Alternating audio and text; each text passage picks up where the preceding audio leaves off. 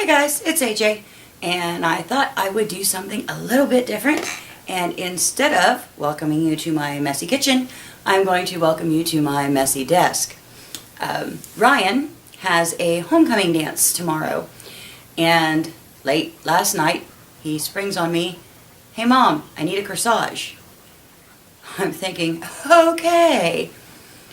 So, I had to come up with a corsage quick. And there's his lady's corsage. She can wear it on her hand or on her wrist or wherever she wants to stick it. I thought it was cute. I think I did a pretty good job in, about an hour or so.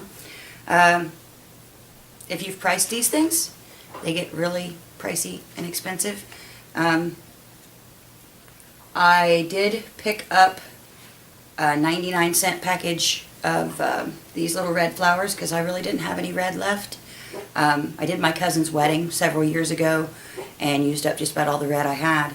I did have the lace and things, but other than that, everything that's in here, I had here at the house. So I made this for under $2 and looks better than some of those ones that I've seen that you can pay $20 for. So anyway, I thought I was cool. But what I wanted to show you was how you can turn your memories into home decor. Everybody who's ever gotten married, female-wise, wants something to remember that day. And so we use fake flowers and we have pictures for our walls and things of that nature. Well, I used all fake flowers when I got married, and sat down the other day because my wedding bouquet was getting pretty gnarly. It was kept in plastic, but it was still looking gross.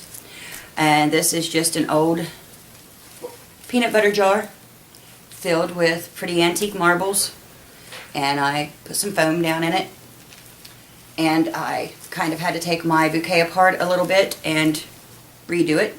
And the reason why it was important for me to do this was not just that 16 years ago I carried this when I walked down the aisle, but these long flowers that were up at the top of my bouquet, they came from flowers from my grandma's funeral.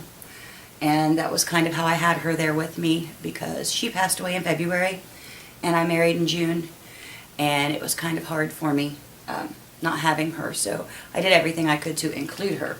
But I'm going to include some pictures, kind of snapshots at the end, and you can see I did my wedding, I did my cousin's wedding, I did my sister-in-law's wedding when she, of course, married my brother. I did my best friend's wedding, and when I say I did them, I mean I did everything. I did the flowers, the decorations, the little ring bearer pillows, the guest books, the bubbles, the birdseed, the whole 9 yards. I did it all myself. It's cheaper, and you can make it look exactly like you want. You don't have to go try to tell somebody else how you want it. The people that I've done them for already, we kind of share a lot in taste, and I kind of knew just from the colors that they wanted that I could just run with it. My cousin's wedding was probably the hardest one that I did, because her favorite flower was the lily, and they weren't in season at all when she got married. So I had to dig a little bit, had to shop quite a bit to find her lilies, but we did find lilies. Her wedding was red and white, which is why I still had the red lace. It's Halloween, so I should have been able to find black roses everywhere, but I went to all 3 stores around here that would carry such a thing. Not one of them had any black flowers whatsoever that I could find.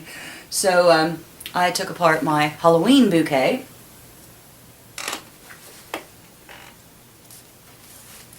and I used some of the black leaves and kind of crafted down one of the big roses and made a small one for the center.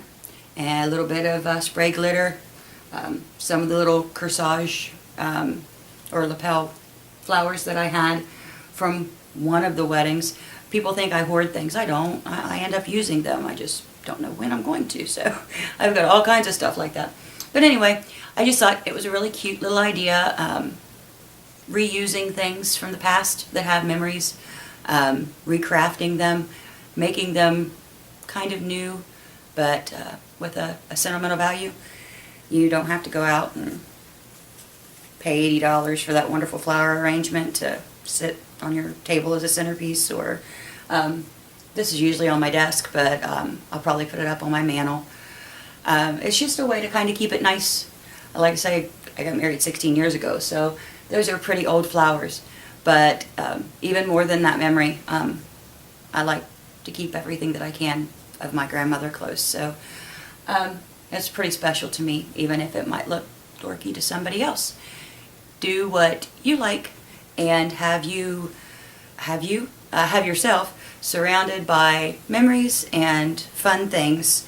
And believe it or not, even though it sounds like this has nothing to do with prepping, one of these days when we may not be able to run out and buy things, this would come in handy.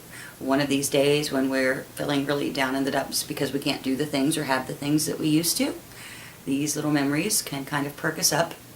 So there's a lot of different ways to prep. And if memories help, sometimes a pretty thing's a little more than a pretty thing. So I know this was kind of off-kilter for me. You guys aren't used to sitting at my messy desk. You're used to being in the kitchen, but just thought I'd share a little bit of what I had to do today, and been canning up a storm. I've been in the kitchen a lot, just haven't flipped the camera on. But I hope you guys are doing great. Like I said, I'll put a few snapshots at the end, and you can see the kind of silly things that I do for fun. And I'll talk at you later. Bye.